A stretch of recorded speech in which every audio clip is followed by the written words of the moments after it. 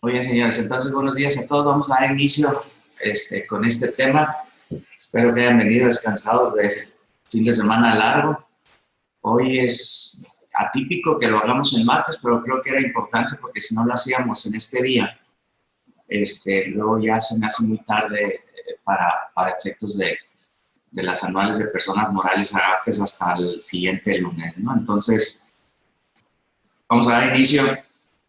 Vamos a ver algunas cosas importantes del tema de las personas morales AGAPES. ¿Qué vamos a ver? Vamos a ver lo que es el régimen AGAPES, las deducciones, gastos, inversiones, cómo tienen efectos este tipo de cosas, los ingresos de la persona moral, la proporción del 90-10, algunos casos prácticos y recomendaciones que vamos a ver. Y vamos a ver ya las conclusiones, ¿no? Vamos a seguir. Fíjense bien, lo primero que me gusta iniciar cuando vemos cualquier tema es precisamente que tratemos primeramente de ubicar en qué parte de la ley nos tiene contemplada la ley, pues en qué parte de la ley aparece este régimen de actividades agrícolas, ganaderas, silvícolas y pesqueras. Nótese que estamos dentro de la ley del impuesto sobre la renta, en el título 2 de las personas morales, el régimen de actividades agrícolas, ganaderas, silvícolas y pesqueras, que son básicamente dos artículos, el artículo 74, el 74A y el artículo 75. Esos son de actividades agrícolas, ganaderas, silvícolas y pesqueras, que es el capítulo octavo del título 2, artículos 74, 74A y 75. Básicamente son dos artículos, 74 y 75, y tiene muchos efectos. Fíjense, lo primero que tenemos que resaltar, acuérdense que lo que vamos a ver son puntos importantes de este régimen. Y uno de los puntos importantes de este régimen es precisamente la diferencia que hay entre flujo de efectivo o efectivamente cobrado, ¿no? ¿Qué es lo que vemos muchas veces en las empresas? Y es muy recurrente las veces que observamos esto en las empresas. ¿Qué es lo que observamos? Lo que observamos es que como hay una percepción de que este régimen es de flujo de efectivo, entonces lo que es importante para efectos de lo que vamos a declarar como ingreso es lo que entró a bancos, ¿sí? Y eso es muy recurrente inclusive por parte de las revisiones que nos hacen las autoridades, que lo que revisan a profundidad es la cuenta bancaria. Cuando este régimen verdaderamente no es un régimen de flujo de efectivo, sino es un régimen de efectivamente cobrado. Y la propia ley contempla que un contribuyente puede cobrar precisamente en efectivo, y cuando hablamos de efectivo no es necesariamente billetes, ¿no? Sino puede ser efectivo, cheque, transferencia, tarjeta de crédito, débito, etcétera, ¿no? Pero es efectivo, dinero, o en bienes o en servicios. Entonces, si lo vemos así, pues realmente un contribuyente puede cobrar de diferentes maneras, puede cobrar de diferentes formas, y no es correcto que simplemente declaremos lo que entró a bancos. Pues en este tipo de contribuyentes es muy recurrente que se exporten la producción se exporte, y el broker, el que vende por nosotros la producción, nos hace una liquidación. Y en esa liquidación nos hace descuentos, desde comisiones, almacenajes, que nos mandó cartón, que nos mandó semilla, que nos mandó todo eso. Fíjense cómo nosotros vendimos toda la producción que enviamos y ellos nos pagaron con semilla, con cartón, que son bienes, con servicios, la comisión, el almacenaje, etcétera, etcétera. Entonces, el monto del ingreso efectivamente cobrado es mi venta total. ¿Cómo lo cobré? Pues una parte en bienes, una parte en servicios, otra parte con dinero. Entonces, eso es algo muy importante que tenemos que resaltar, porque lo encontramos frecuentemente en las empresas. Y a veces me dicen, es que es lo mismo, Pepe, es lo mismo. Y no es lo mismo. Acuérdense que las deducciones autorizadas, ¿sí?, son opcionales para el contribuyente y los ingresos son obligación de declararlos, ¿verdad? Entonces, si yo fuera la autoridad, lo que haría es acumularte lo que tú no declaraste, pero no tengo por qué deducir lo que tú no quisiste deducir. Entonces, no es lo mismo, ¿no? Obviamente, entonces, el impuesto se pagará sobre la utilidad fiscal efectivamente cobrada, ¿no? Sobre dicha utilidad se pagará el ISR con la aplicación de los ingresos exentos que ahorita vamos a ver, ¿no? Otra de las cosas importantes es, si es un ingreso efectivamente cobrado, pues también las deducciones, ¿cuándo van a ser deducciones autorizadas? Cuando sean efectivamente pagadas, ¿no? Entonces, tenemos que cuidar mucho de esto porque al igual que los ingresos, yo puedo pagar deducciones no solamente con dinero, sino también los puedo pagar con bienes o con servicios. Y un ejemplo claro es, ¿cómo pagué el cartón? El cartón no lo pagué con dinero. ¿Cómo pagué la semilla? No lo pagué con dinero. ¿Con qué lo pagué? Con productos, con mis productos que exporté. Pues con eso lo estoy pagando, ¿no? Entonces, al igual que los ingresos, insisto, las deducciones las podemos pagar de diferentes maneras, ¿no? Otra cosa importante es, si mis costos y mis gastos son mayores a los ingresos, pues habrá una pérdida fiscal y ojo porque estamos en discrepancia fiscal.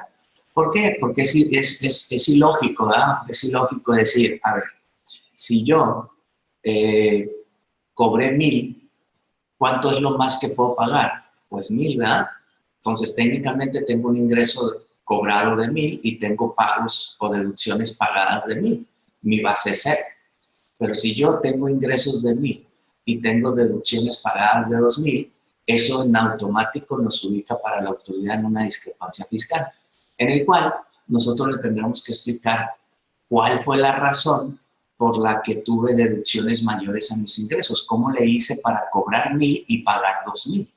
Obviamente las respuestas pueden ser variadas. Una, tengo remanente del ejercicio innato anterior. 2, lo más común es que me prestaron, y si me prestaron, a la autoridad no basta con el dicho, le tenemos que demostrar fehacientemente que fue un préstamo.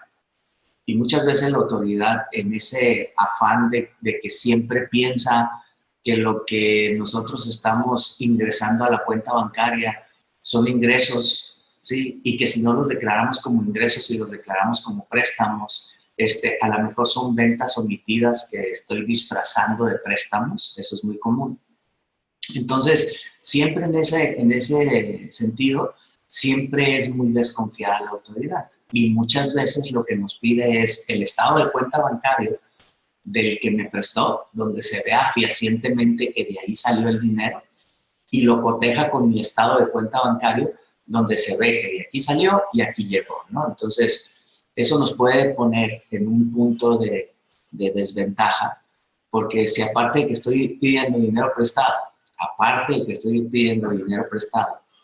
le tengo que, al que me prestó, pedirle su estado de cuenta para dárselo al SAT, pues obviamente si yo soy el que está prestando, pues mejor no te presto, ¿verdad? Entonces, hay que tener mucho cuidado con esto. Otro de los puntos importantes es los pagos provisionales. Acuérdense que todos los contribuyentes estamos obligados a realizar pagos provisionales. Y siempre que hablemos de cualquier ley, siempre recordemos que hay una ley general que le aplica a todo el mundo y hay decretos, facilidades, resoluciones misceláneas, convenios, etcétera, etcétera, que lo que hacen este tipo de cosas es excepcionarme la ley. O sea, me generan una excepción a lo que la ley dispone. Y este es un ejemplo claro de esto. La ley general que dispone que la periodicidad de los pagos provisionales serán mensuales, pero hay una regla de facilidades administrativas, la 1.3, que esa regla de facilidades administrativas me excepciona lo que la ley dice y me dice que este tipo de contribuyentes, en lugar de realizar pagos provisionales mensuales, pueden, si quieren obviamente, realizar pagos provisionales de manera semestral. Y nótese que es tanto para personas morales del sector primario como para personas físicas que realicen actividades agrícolas, ganaderas, silvícolas o pesqueras. Entonces, por aquí podemos tener personas morales y personas físicas que en lugar de realizar pagos provisionales mensuales, los pueden realizar de manera semestral. Esa es una maravilla realmente, porque hoy por hoy los contadores públicos realmente lo que hacemos todo el día y todos los días es procesar información que le sirve al SAT, o le sirve al IMSS, o le sirve al Infonavit, o le sirve a la Secretaría de Trabajo y Previsión Social, o le sirve a muchos terceros pero realmente el que nos paga es el contribuyente y no le damos nada al contribuyente que le sirva a él. Pues, o sea, no le damos ningún tipo de información que le sirva a él. Realmente nos las pasamos haciendo cumplimientos de obligaciones. Y si uno de esos cumplimientos de obligaciones lo puedo traspasar a que en lugar de que sea mensual, sea semestral, pues es una maravilla porque no es lo mismo realizar 12 pagos provisionales en el año que realizar dos, ¿no? Entonces, realmente esta es una opción muy viable y que en su momento esta opción fue muy desechada porque se tenía la idea de que si yo presento mis pagos provisionales para efectos de renta de manera semestral, entonces el IVA también lo tenía que presentar de manera semestral. Y presentar el IVA de manera semestral tiene dos pequeños problemas. Uno es que el flujo de ingresos que voy teniendo, pues me tengo que esperar 6 meses para poder solicitar una devolución. Y luego los otros tantos tiempos que se tardan en que me la paguen, pues es muy largo el tiempo entre lo que yo pagué el IVA y entre que lo vengo recuperando. Pues esa es una desventaja importante.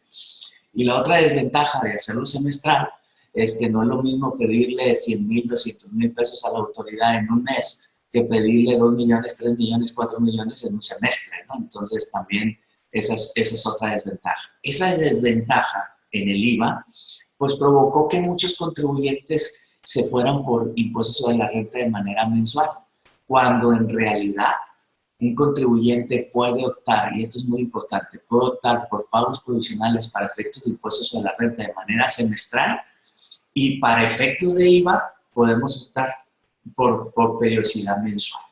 Entonces, sí es compatible, es decir, renta lo presento semestral, IVA lo presento mensual, ¿no? Entonces, con el renta semestral e IVA mensual, pues tengo la facilidad de no estar presionado 12 pagos provisionales en el año, solamente 2, y tengo la facilidad también de que el IVA lo puedo estar recuperando cada mes sin ningún problema, ¿no? Entonces eso es algo que es sumamente importante.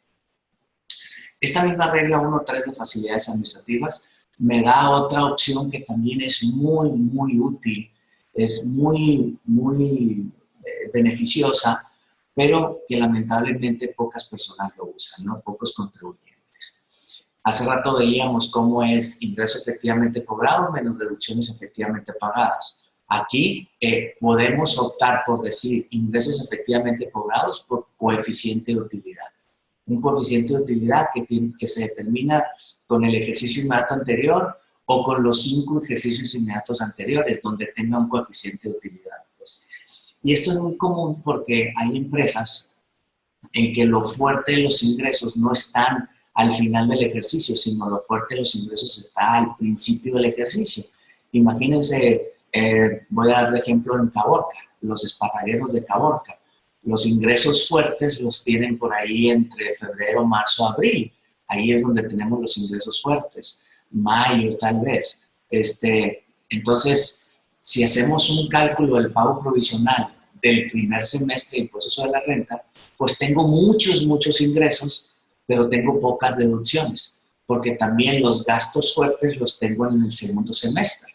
Entonces, esta opción de coeficiente de utilidad puede serme muy útil, porque en lugar de decir, voy a inventar 100 millones de ingresos, 20 millones de deducciones y voy a tener 80 millones de base por el 30%, pues voy a tener un impuesto como de 24 millones en el primer semestre. Y luego en el segundo semestre sigo teniendo los mismos 100 millones de ingresos, pero ya tengo 80 millones de gastos porque ya tengo todos los costos del siguiente ciclo, ¿sí? Entonces, eso me va a generar en automático un saldo a favor de impuestos sobre la renta y obviamente una descapitalización en mi liquidez, ¿verdad? Porque pues, estoy haciendo un pago muy importante de impuestos sobre la renta al principio del año, mismo que me queda a favor al final del año. Entonces, podemos optar por esta opción que se llama coeficiente de utilidad y está en la regla 1.3 de resolución de facilidades administrativas. Otra cosa que es muy importante es la ascensión para el sector primario. Solamente que yo siempre digo, estos ingresos exentos pueden ser como un oasis en un desierto, ¿no?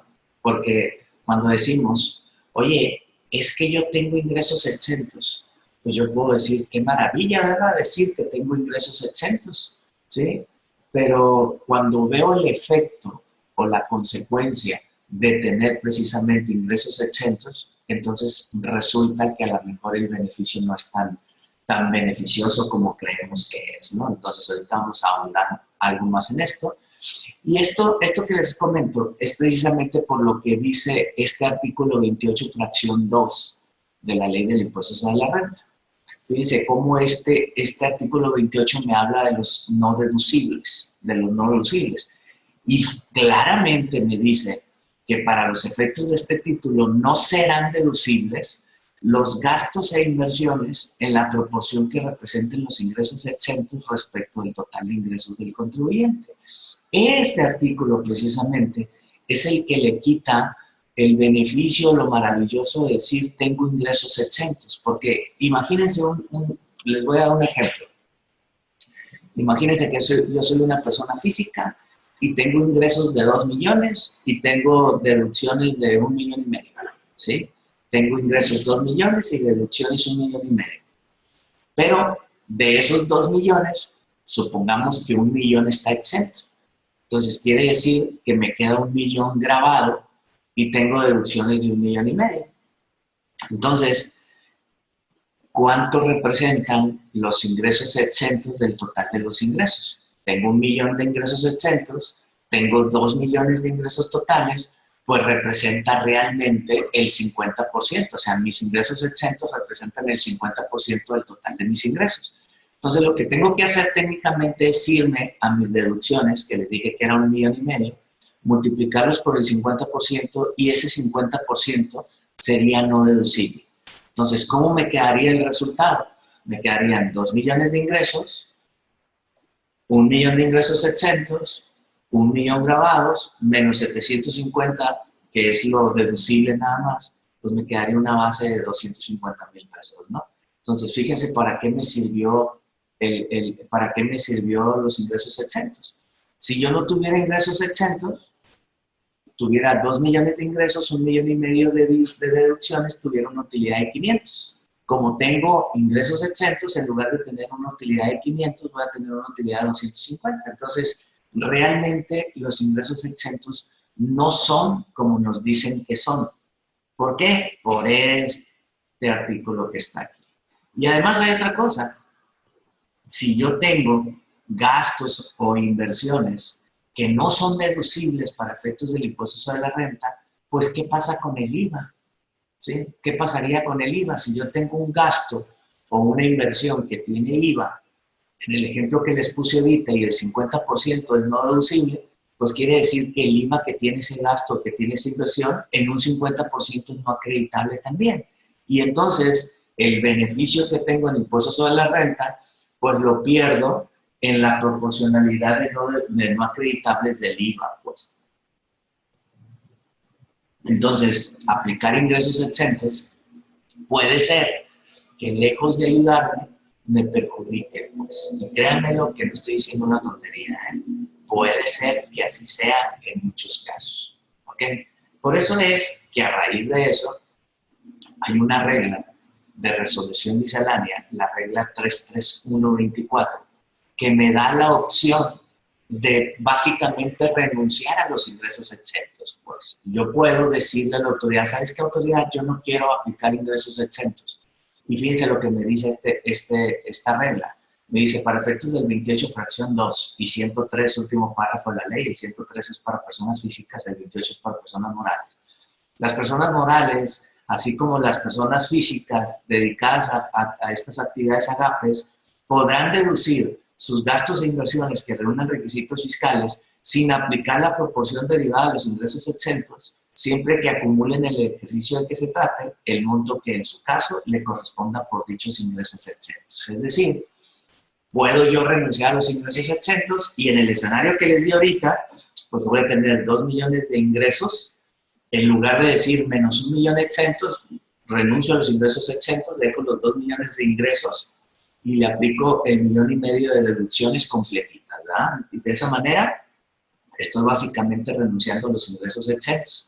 Algo que es importante también, esta propia regla me dice que en materia del IVA, en materia del IVA, entonces el acreditamiento respecto a los gastos e inversiones será 100% acreditable, ¿no? Y es obvio, pues si ya no tengo gastos e inversiones no deducibles, pues quiere decir que mi IVA es totalmente acreditable, ¿no? También otra cosa que es importante, fíjense, también, ¿cuándo puedo ejercer la opción de renunciar a los ingresos exentos? Me dice muy clarito, los contribuyentes que inician actividades y aquellos que ya hayan ejercido la opción a que se refiere la presente regla, deberán presentar un caso de aclaración en los términos de la regla 2510 y a partir del mes en que ejerzan dicha opción, considerarán en la determinación del pago provisional la totalidad de los ingresos comprendidos desde el inicio del ejercicio y hasta el último día del mes en que corresponde el pago. ¿Esto qué me da de posibilidades? Me da la posibilidad de decir, yo voy a renunciar a los ingresos exentos en enero, o en febrero, o en marzo, o en abril, o en mayo, o en junio, o en julio, en agosto, en septiembre, en octubre, en noviembre, en diciembre. Aquí la cosa es que a partir del mes en que ejerzan la opción, entonces vas a considerar el total de ingresos sin restar los ingresos exentos. Y obviamente vas a considerar el 100% de las deducciones. Acuérdense que para efectos de impuestos sobre la renta, todo es acumulativo, pues. El pago provisional de enero es ingresos de enero, deducciones de enero. El pago provisional de febrero va a ser los ingresos de enero más los de febrero. Las deducciones de enero más las de febrero. El pago provisional de noviembre, pues va a ser los ingresos de enero, febrero, marzo, así hasta noviembre, y las deducciones de enero, febrero, marzo, así hasta noviembre, ¿verdad? Entonces, eso es sumamente importante, esta opción. ¿Qué más tenemos? Este otro es precisamente en el párrafo 11 de la Ley del Impuesto sobre la Renta, el artículo 74, ¿sí? Párrafo 11 del artículo 74, aquí es donde me dicen que tengo ingresos exentos, pero nótese lo que dice. Dice, las personas morales que se dediquen exclusivamente a las actividades agapes no pagarán el impuesto sobre la renta por los ingresos provenientes de dichas actividades hasta por un monto en el ejercicio de 20 veces la UMA elevado al año por cada uno de los socios o con un tope de 200 y en caso de físicas pues son 40 veces la UMA. Pero nótense aquí, dice, no pagarán el impuesto sobre la renta. O sea que aplicar ingresos exentos es una obligación aplicar ingresos exentos, ¿no? Y por eso es la importancia de esta regla, porque esta regla me quita la obligación, y parece que estoy diciendo una tontería, pero me quita la obligación o me quita el derecho de aplicar ingresos exentos, ¿no? Entonces, esta regla es importante y nótese aquí. ¿Qué contribuyentes están en el artículo 74, párrafo 11? Están las personas físicas, las personas morales, cuyos ingresos son menores a 20 veces la UMA, si son persona moral por cada socio, o 40 UMA si son personas físicas, y como están totalmente exentos porque no rebasan los ingresos exentos, pues obviamente no van a pagar nada de impuestos sobre la renta, ¿no? En el párrafo 12, que es algo sumamente importante también, el párrafo 12, ¿sí? Me dice que tratándose de personas físicas y morales que se dediquen a las actividades agapes, cuyos ingresos excedan los exentos que vimos ahorita del párrafo 11, pero sean inferiores a 423 veces la UMA, les será aplicable lo dispuesto en el párrafo anterior. O sea, fíjense bien, ¿quiénes van a estar en el párrafo 12? En el párrafo 12 van a estar también las personas físicas, las personas morales, cuyos ingresos son mayores a los exentos, pero son menores a 423 veces la UMA. Para 2019, las 423 veces la UMA andan alrededor de 13 millones de pesos. En el 2018, las 423 UMAs eran alrededor de 12.444.000 pesos. Y fíjense bien, como este mismo artículo me dice que se va a reducir el impuesto causado, ¿no? Se va a reducir en un 40% si soy persona física y en un 30% si soy personas morales. ¿Qué tasa de impuesto pagan las personas morales? Pagan un 30%. Y si se reduce en un 30%, o sea, se reduce el 30% en un 30%, pues el 30% de 30 son 9, ¿verdad? Entonces, 30 menos 9, pues queda 21, ¿verdad? Entonces, aquí está el 21. Las personas físicas, la tasa máxima que pueden pagar es un 35%. Esa es la tasa máxima que pueden pagar. Pero esa tasa máxima me dicen que la puedo yo disminuir en un 40%. Entonces, si un 35% le quito yo el 40%, pues son 14 puntos, 35 menos 14 me quedan 21, ¿no? Nada más de que las personas físicas no necesariamente pagan el 21%, porque son el resultado de aplicar la tarifa. Si estuviera en el tope del 35%, pues entonces me daban el 21%. Pero si estoy en el 20%, pues también tengo derecho a un 40% de reducción. Entonces me quito 8 puntos, mi tasa va a ser 12. Si tengo una tasa del 15% y me quito 40% de los 15 puntos son 6 puntos, entonces 15 menos 6 me queda una tasa efectiva de 9 y así sucesivamente, ¿no? Con las personas físicas. En el párrafo 14, fíjense lo que estamos haciendo primeramente. Estamos diciendo qué contribuyentes están en el párrafo 11, qué contribuyentes están en el párrafo 12, qué contribuyentes están en el 14 y ahorita vamos a ver el 13, ¿no? Entonces, fíjense bien lo que me dice el párrafo 14. Me dicen las personas físicas y morales que se dediquen exclusivamente a actividades agrarias cuyos ingresos en el ejercicio rebasen los montos señalados en el 12º párrafo, o sea, rebasen los montos señalados en el párrafo 12. ¿Qué monto me decía el párrafo 12? 423 sumas. Entonces, quiere decir que en el párrafo 14 van a estar las personas físicas, las personas morales, cuyos ingresos son mayores a 423 veces la UMA. Así de sencillo, ¿ah? Si ya rebaso las 423 veces la UMA, no puedo ser 12 y entonces soy 14, ¿no? Nada más, estos párrafos 14 tienen una característica. Siempre van a pagar más del 21%, pero nunca van a llegar al 30%, ¿sí? Y en este rango de tasas, pues podemos encontrar muchas tasas diferentes, ¿verdad? O sea, a lo mejor 21.01, 21.02, 21.03, 21.04 y así sucesivamente hasta que lleguemos a 29.99. Pero nunca vamos a estar en 21, nunca vamos a llegar al 30. Ahorita vamos a ver por qué, ¿no? Luego me quedaron estos, los del párrafo 13. Los del párrafo 13 tienen una redacción en la ley del impuesto sobre la renta, en este artículo 74, párrafo 13, trae una redacción muy desafortunada que deja muchas dudas en lo que quiere decir. Porque fíjense lo que dice, tratándose de sociedades o asociaciones de productores. ¿Qué no las sociedades o asociaciones de productores son personas morales también, no? ¿Por qué no dijo personas morales? Como lo dijo en los demás párrafos, ¿no? Pero bueno, que se dediquen exclusivamente a actividades anuales, constituidas exclusivamente por socios o asociados personas físicas. Ah, fíjense cómo aquí están hablando no de personas físicas, están hablando únicamente de sociedades o asociaciones de productores, lo que indica que en este párrafo 13 las personas físicas no caben, pues. O sea, en el párrafo 13 no hay personas físicas. Pero sigamos leyendo. Dice, constituidas exclusivamente por socios asociados personas físicas y que cada socio asociado tenga ingresos superiores a 20 veces la UMA al año, sin exceder de 423 UMAs al año.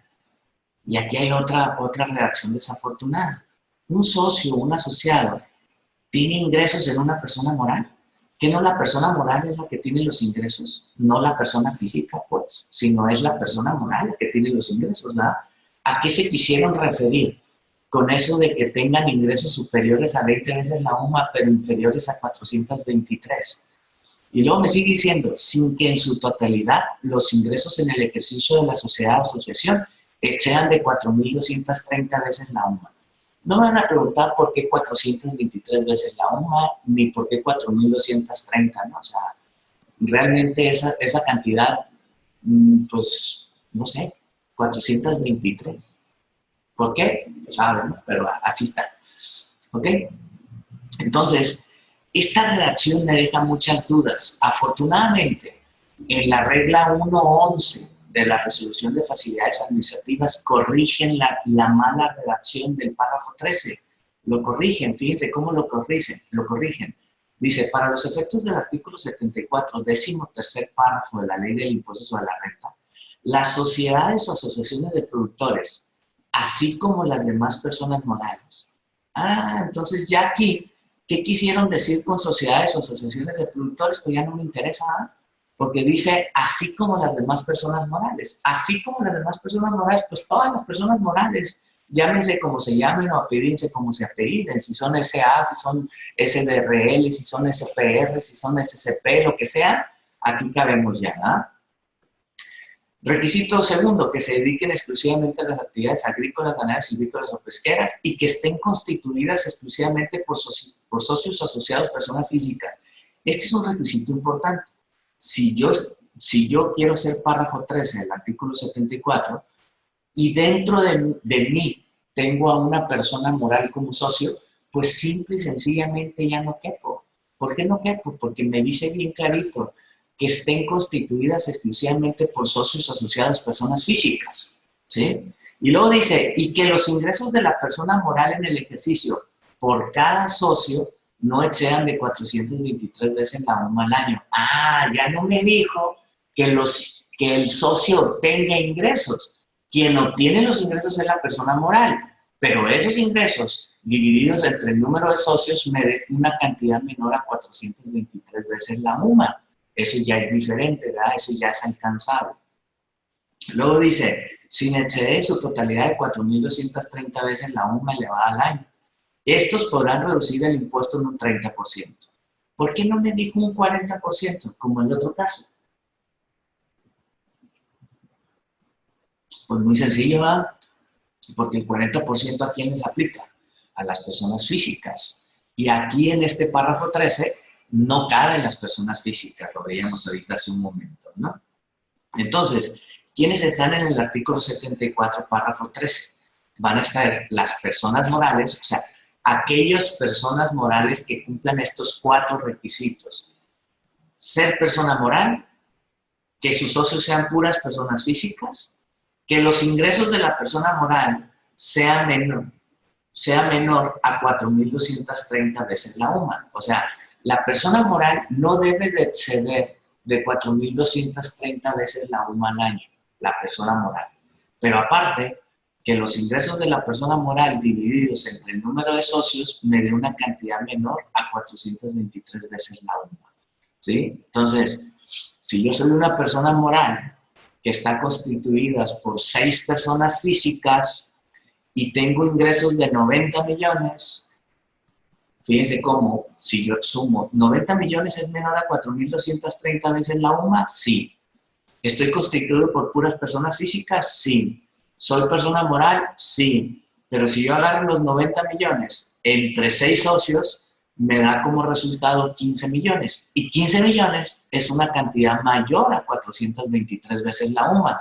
Por lo tanto, a pesar de que cumplí el requisito 1, el requisito 2 y el requisito 3, no cumplí el cuarto requisito, entonces ya no puedo ser párrafo 13 y forzosamente me tendría que ir a ser párrafo 14. Espero que haya sido claro, ¿no? ¿Qué necesito para, a pesar con esos mismos datos, poder ser párrafo 13? Pues tendría que tener más socios, ¿verdad? Porque si yo agarro los 90 millones y lo divido entre 6, pues me va a dar más de 423 sumas. Si lo divido entre 7, pues a lo mejor ya me da una cantidad menor a 423 veces la UMA. Pero eso es importante. Quiero ser párrafo 13, tengo que cumplir estos requisitos. ¿Por qué es importante ser párrafo 13? Por 2 razones. El primero es que estos pagan un 21% siempre. ¿Cuánto dijimos que pagaban los párrafos 14? Más del 21, menos del 30. Entonces, ¿quién paga menos? Pues los párrafos 13, ¿verdad? Pero esta es una razón. La segunda razón es porque los del párrafo 13 deducen por obligación, fíjense lo que estoy diciendo, deducen por obligación los activos fijos como gastos. Deducen por obligación los activos fijos como gastos. Entonces, esto es muy importante. ¿Dónde lo dice esto?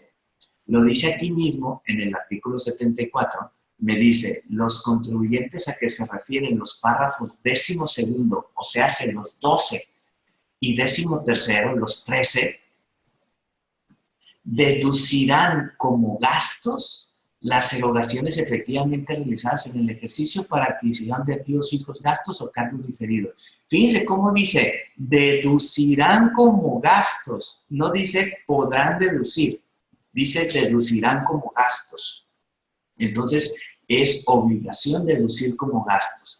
¿Qué es deducir como gastos? No nos confundamos. Para efectos contables, yo compré un tractor, lo voy a registrar contablemente en maquinaria y equipo, un tractor, ¿sí? Y lo voy a ir depreciando mensualmente, pero es una depreciación contable, no fiscal. Para efectos fiscales, los 500,000 pesos que pagué por el tractor es una deducción fiscal no contable, ¿no? Entonces, tengamos cuidado con eso, ¿sí? Deducir como gasto, el requisito es que sean erogaciones efectivamente realizadas y que estén pagadas. Deducir como activo fijo, ¿sí? Pues es vía depreciación, ¿no? Y fíjense cómo, para que nos quede muy claro, todavía nos sigue diciendo este párrafo.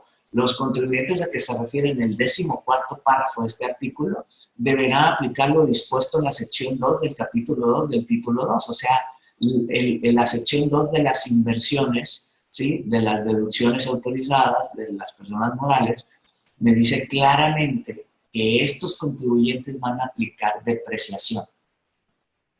Estos, los del párrafo 14, los 12 y 13, como gastos, pues. Y insisto, es obligación. Por eso es muy importante. Imagínense una persona moral o una persona física que sea párrafo 12 o una persona moral que sea párrafo 13, entonces imagínense que compraron un tractor en 500,000 pesos. Qué maravilla poder deducir los 500,000 pesos en el momento en que lo pagaron. Metieron un sistema de riego que costó 5 millones. ¿Cuánto es deducible? Los 5 millones en el momento en que lo pagaron. Y fabricaron unos invernaderos. ¿Cuánto les costaron? No, pues 15 millones. ¿Cuánto es deducible? Los 15 millones en el momento en que lo pagaron. Pues hicieron un empaque. ¿Sí? Fíjense en la maravilla aquí. Un empaque que se iban a tardar 20 años en deducirlo, en el momento en que lo terminan de construir, en el momento en que ese empaque, en ese momento, ya pueden deducir todos los millones que se gastaron en esa construcción del empaque, ¿no? Entonces eso realmente es una maravilla, pero para eso hay que ser párrafo 12 o párrafo 13, ¿no?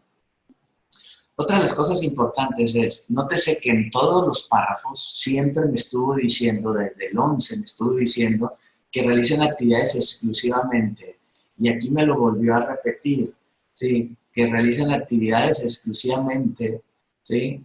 Y aquí en el 14 me lo volvió a repetir exclusivamente, y en el 13 me lo volvió a repetir exclusivamente, ¿sí? Entonces es importante que sepamos qué es una actividad exclusiva, ¿sí? Y no es lo que yo me imagino, no es lo que me puede parecer lógico, es lo que dice la ley. ¿Y qué dice la ley?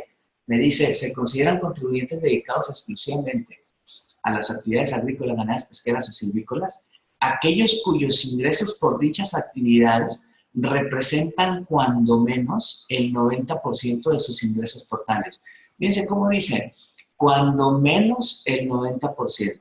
89.9 no sube a 90, ¿eh? O sea, no, tiene que ser cuando menos el 90% de sus ingresos totales, sin incluir los ingresos por las enajenaciones de activos fijos y terrenos de su propiedad que hubiesen estado afectos a su actividad. Este es otro punto muy importante, ¿eh? Fíjense lo que dice, en esta proporción no voy a incluir las ventas de activos fijos o activos fijos y terrenos, pero que hubiesen estado afectos a su actividad. Les voy a dar un ejemplo. Yo soy un agricultor, en algún momento compré un tractor y hoy lo vendo, ¿sí?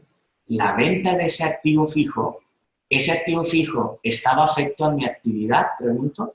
Sí, ¿verdad? Porque es parte de mis activos fijos de la actividad agrícola, ¿sí? Entonces, esa venta de activo fijo no entra en este 90-10, ¿sí? Otro ejemplo, si yo vendí un terreno donde siembro mi cultivo, ¿sí? Y lo vendí, ese terreno estaba afecto a mi actividad agrícola, por lo tanto tampoco entra en el 90-10. Pero si al contrario, vendí mi casa es un activo fijo, sí, sí es un activo fijo, pero ¿está afecto a mi actividad preponderante? No, no tiene nada que ver con mi actividad preponderante.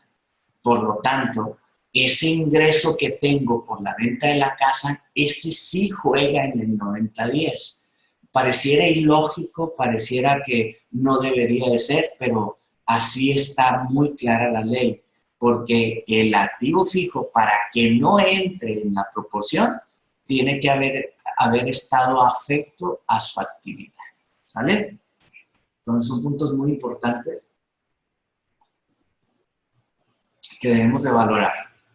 Ya para cerrar, vamos a ver unos casos prácticos del llenado de la declaración anual. Obviamente es algo rápido, pero donde vamos a señalar los puntos que debemos de cuidar en el llenado, ¿no? Vamos a ver una persona moral que es del párrafo 12. Fíjense bien, lo primero que tenemos que hacer es entrar al portal del SAT. Aquí en el portal del SAT vamos a agarrar aquí en declaraciones y vamos a irnos a esta que dice presenta tu declaración anual de personas físicas. Y pareciera una tontería, ¿no? Pero el submenú dice declaración anual de personas físicas, pero es la entrada también para las personas morales. Así que aquí es donde vamos a entrar. Eso es lo primero. Obviamente vamos a tener que entrar por RFC y contraseña, o sea, la SIEC, o podemos entrar a través de la e-firma, ¿no? Si entramos por contraseña, o sea, por la SIEC, tenemos que usar este CAPTCHA, que yo la neta, miren, vean ¿esto qué es? W-A-R-A-M-I-D,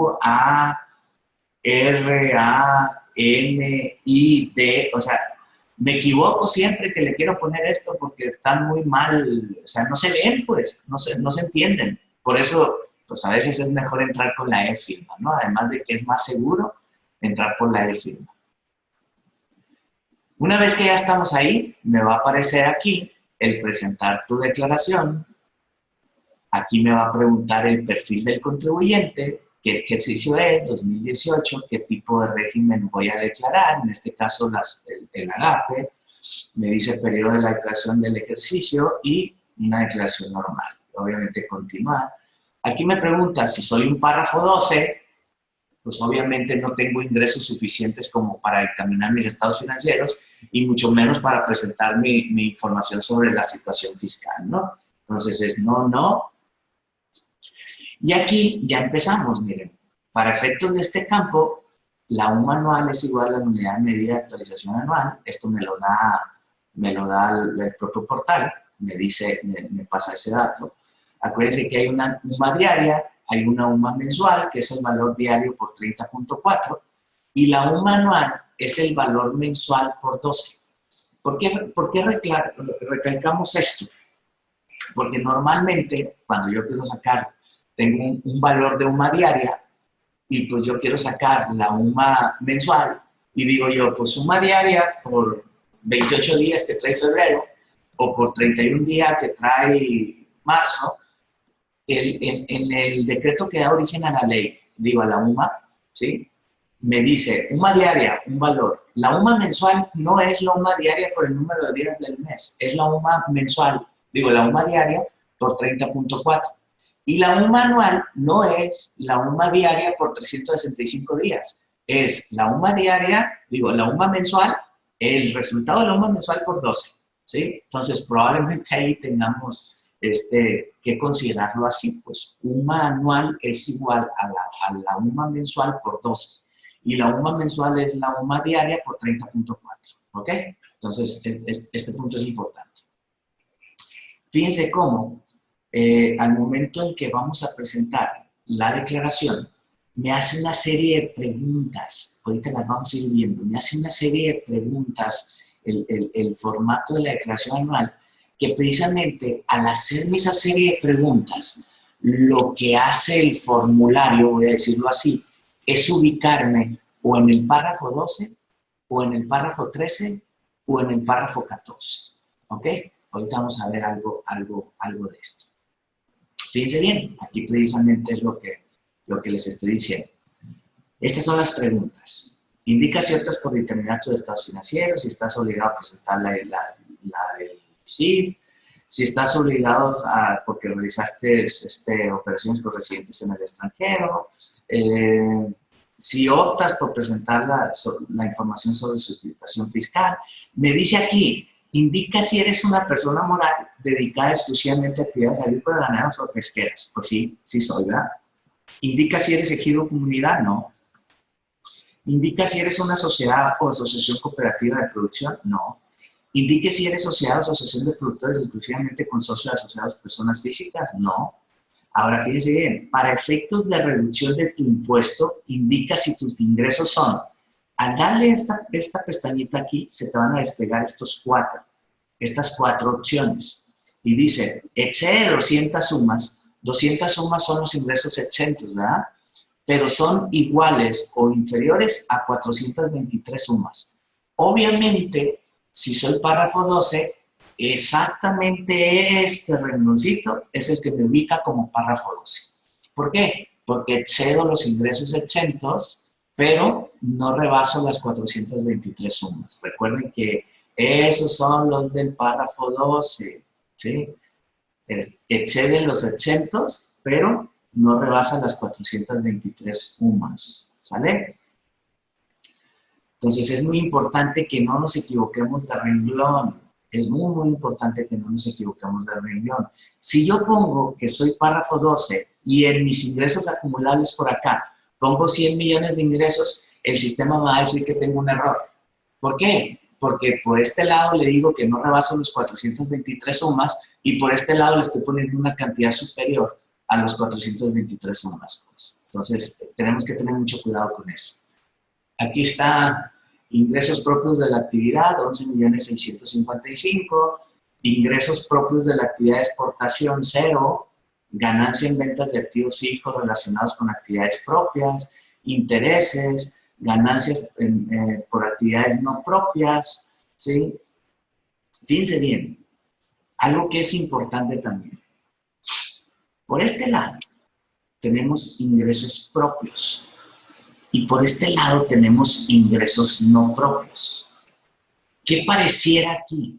Que aquí tuviera que poner los ingresos de la actividad agape y acá tuviera que poner los ingresos de otras actividades. ¿Qué no quedamos ahorita?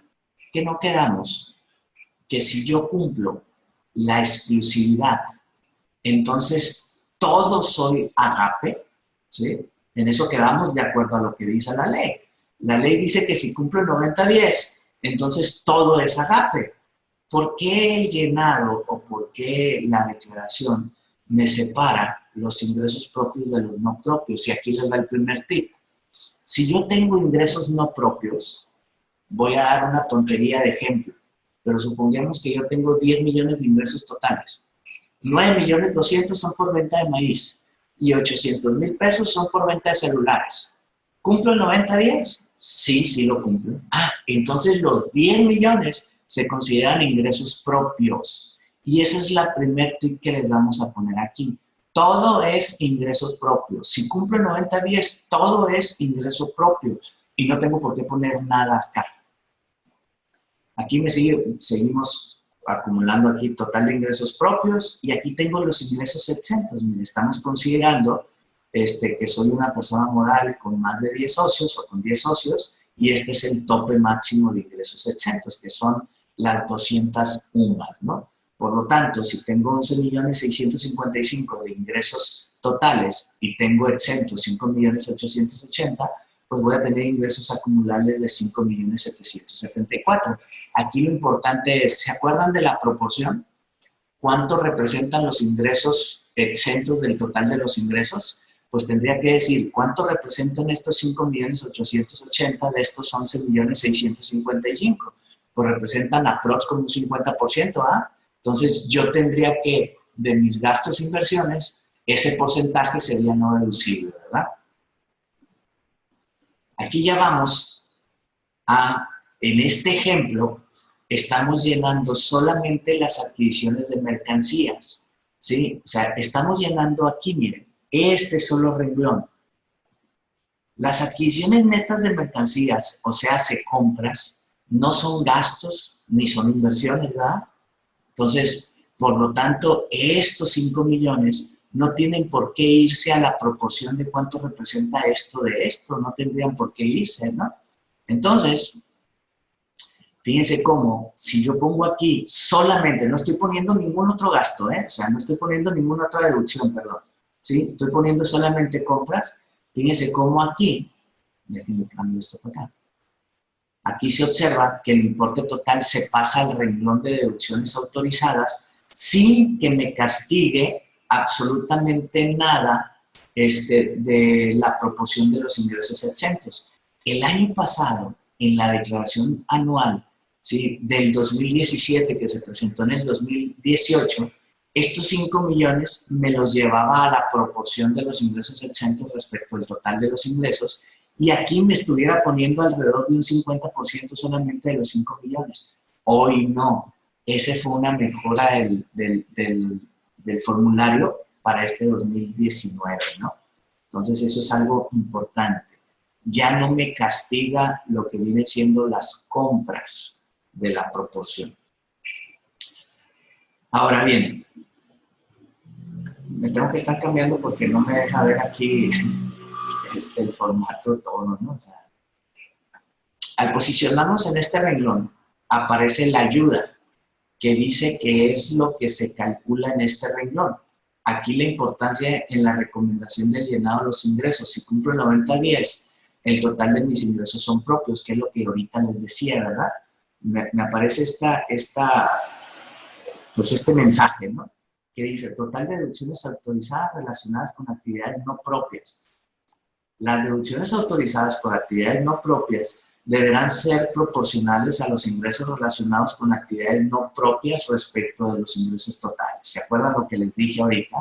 Si cumplo 90-10, entonces todo, absolutamente todo, son ingresos propios. ¿Ok? Entonces, por eso es que aquí,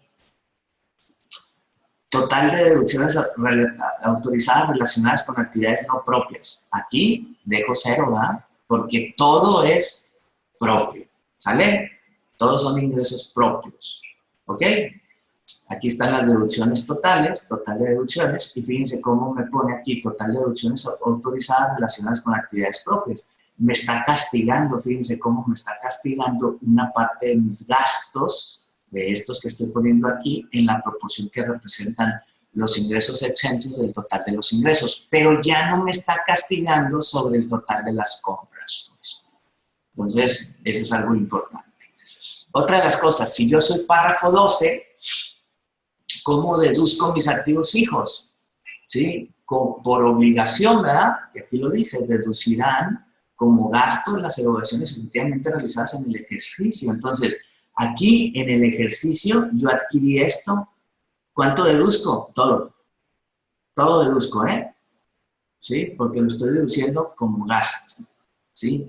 Cabe la posibilidad, que eso es importante que también lo comente, que yo haya podido adquirir aquí una maquinaria adicional a estos 50,000, voy a decir otros 30,000, ¿sí? Pero no los he pagado.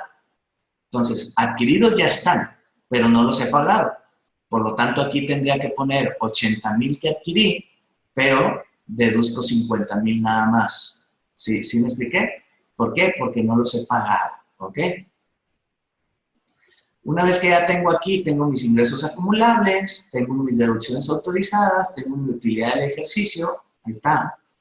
Voy a tener un impuesto sobre la renta, ahorita vamos a ver cómo determinamos esto, pero tengo un impuesto sobre la renta del ejercicio de 92,000, tengo pagos provisionales de 92,000, acuérdense que los pagos provisionales, como son acumulativos, el pago provisional de diciembre trae todos los ingresos de enero a diciembre, trae todas las deducciones de enero a diciembre, y la anual pues trae lo mismo. Entonces, técnicamente, si es que no utilicé coeficiente de utilidad, el impuesto debió de haber quedado pagado en pagos provisionales, ¿verdad?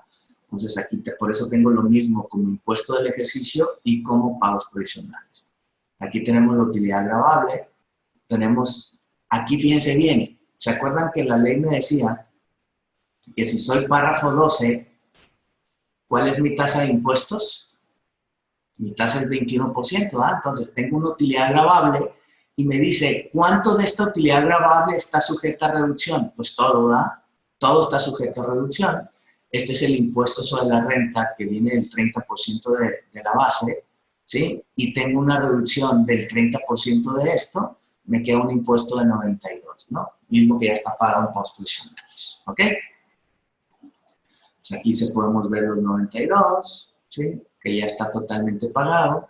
A cargo cero, no tengo actualización, recargo, nada, no tengo impuesto, ¿sí? A pagar cero, y más o menos así se ve la declaración, ¿no?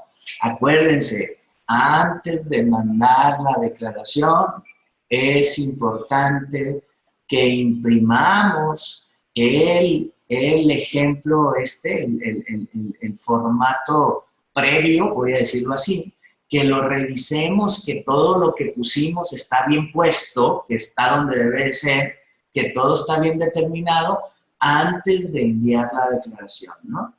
Entonces eso es muy, muy importante, ¿ok? Vamos a ver rápidamente, ya es mucho más rápido, el ejemplo de una persona moral del párrafo 13, ¿sí? Porque aquí en el párrafo 13, fíjense bien, para poder que yo elija este parrafito que está aquí, porque este parrafito me dice, excedo de 200 sumas, sin exceder por socios asociados de 20 UMAs anuales, pero la persona moral no excede de 4.230 veces la UMA. Para poder elegir esta opción, yo tengo que ponerle aquí arriba, indique si eres persona moral dedicada exclusivamente a actividades agables. No, le tengo que poner que no. Si le pongo que sí, nunca me va a dejar elegir esta, ¿sí? Le tengo que poner que no. Y le tengo que poner que sí aquí. Indica si eres sociedad o asociación de productores exclusivamente con socios asociados personas físicas. Sí, le tengo que poner aquí. Y tengo que poner el número de socios asociados. Una vez que pongo esto, entonces ya me deja elegir esta. ¿Sale? Eso es muy importante. Porque si no elijo esta, y elijo esta porque esta sí me va a dejar ponerla, ¿sí? Entonces aquí voy a estar pagando más del 21%, menos del 30%, pero aquí voy a estar pagando el 21%, pues, ¿sí? Entonces, si no lo hago correctamente, me va a hacer que pague más del 21%, ¿ok?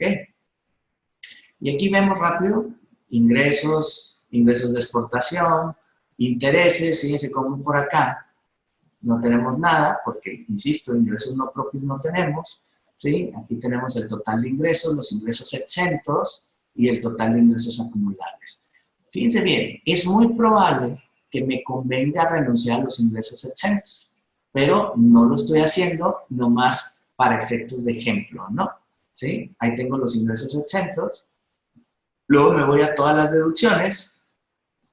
Las deducciones se castigan en la proporción que representan los ingresos exentos del total de los ingresos, exceptuando las mercancías, que es lo que decíamos ahorita hace rato, ¿sí? Ya tengo todas las deducciones autorizadas, ¿sí? Acuérdense que los del párrafo 13 también deducen como gastos las inversiones en activos fijos, gastos y cargos diferidos, entonces también tenemos esto, ¿sí?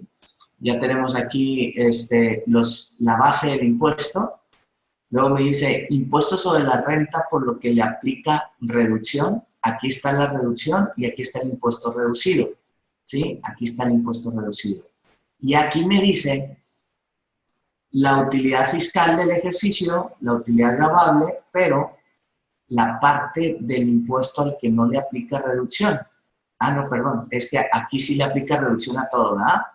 O sea, es párrafo 13, acuérdense que el párrafo 13 paga el 21% siempre, ¿no? Entonces, toda la base del impuesto tiene reducción, pues entonces por eso es que me queda un 21% a pagar. Y al igual que el párrafo 12, estamos considerando que ya está pagado el impuesto en pagos provisionales, por lo tanto el impuesto en la anual es cero, ¿verdad?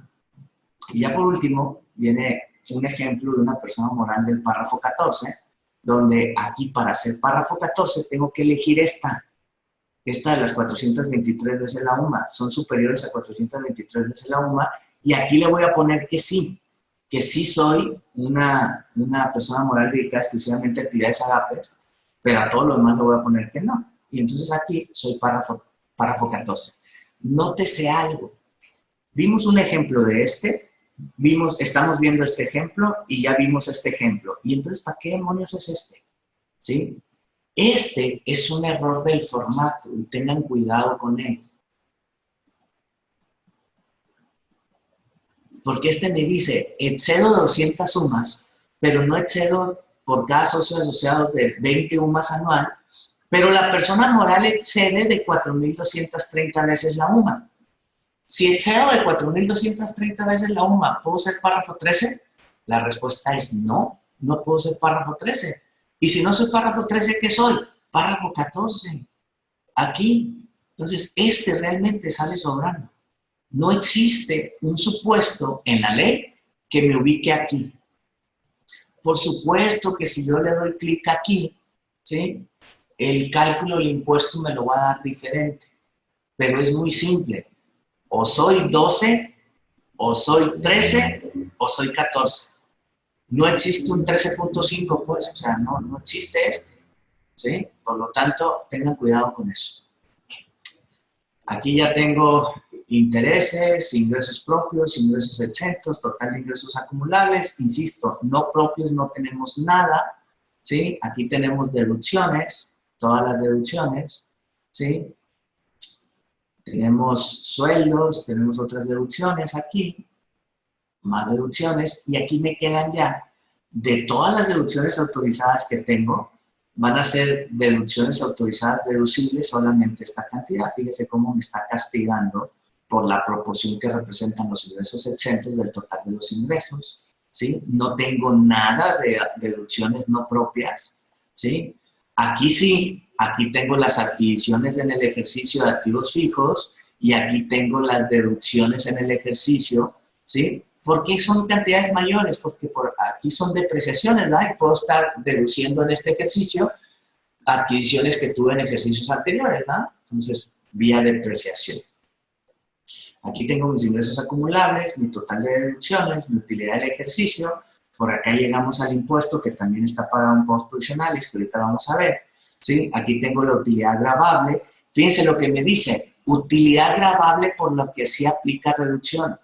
¿Sí? ¿Por qué? Porque una parte de esta utilidad tiene derecho a la reducción, esta parte nada más, ¿sí? Que es la cantidad que representan 423 sumas del total de los ingresos, que tengo. ¿Dónde están los ingresos?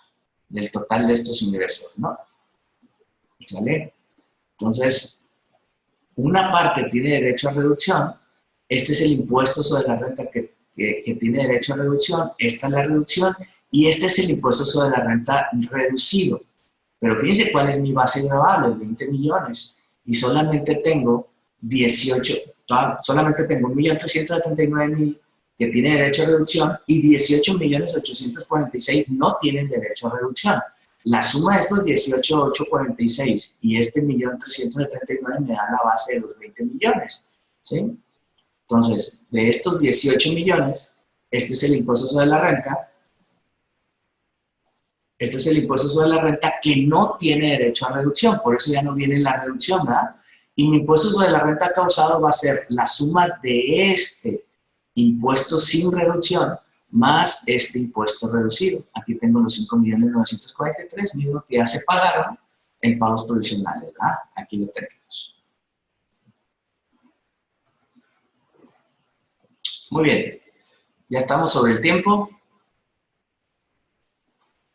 Ya hasta nos pasamos, así que si tienen alguna pregunta, alguna duda, recuerden que a través del chat lo pueden hacer, o bien pueden ya abrir sus micrófonos y preguntar así de viva voz.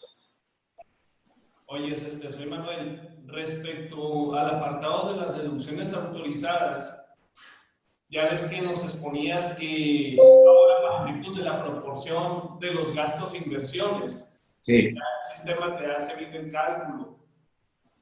Sí. Pero sabemos que hay conceptos que no quedan englobados en adquisiciones netas y que sabemos que no van a aplicar la proporción, como son las cuotas del seguro o los intereses efectivamente pagados. Más sin embargo, en ese caso, sí nos aplica la proporción para esos conceptos. Correcto. La situación aquí es, el ajuste nosotros lo hacemos en el total de deducciones autorizadas, o sea, cuando me hace el cálculo de la disminución. Es correcto. Aquí, fíjense lo que dice Manuel.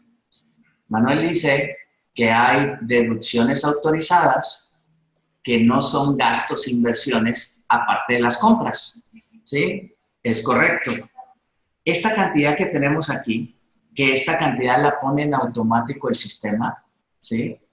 Yo la puedo mover. Estas que están sombreaditas, no sé si alcanzan a ver que están así tipo grisecitas, estas no las puedo mover, pero estas sí la puedo mover. Entonces, si yo sé, por ejemplo, voy a dar un ejemplo, que las cuotas al IMSS no se le deben de aplicar la proporción de los exentos sobre el total de los ingresos, ¿sí? Y el sistema me las está aplicando. Si yo sé, por ejemplo, también por aquí debo de tener Esta no va. interés, ¿no puse? Sí, estaba en la lámina anterior. Aquí. Así es. Si yo tengo intereses, ¿sí? Y yo sé que los intereses tampoco juegan en la proporción y el sistema me los está castigando, voy a decir así, en la proporción, también puedo mover aquí. Por eso es importante que mis deducciones autorizadas yo las tenga bien identificadas en un papel de trabajo, separando los gastos e inversiones de las demás deducciones autorizadas, porque las demás deducciones autorizadas van al 100%, son deducibles al 100%. Los gastos y las inversiones son parcialmente deducibles. ¿En qué proporción? Pues en la proporción que representan los ingresos exentos del total de los ingresos, ¿no? Así es, Manuel, aquí es donde se ajusta. Muy bien. Esta cantidad la puedo yo manipular, pues. Ok, Pepe, gracias. Sale. ¿Algo más? Vamos a terminar la sesión y esperemos que tengan una bonita semana, ¿eh? Saludos a todos. Buen día.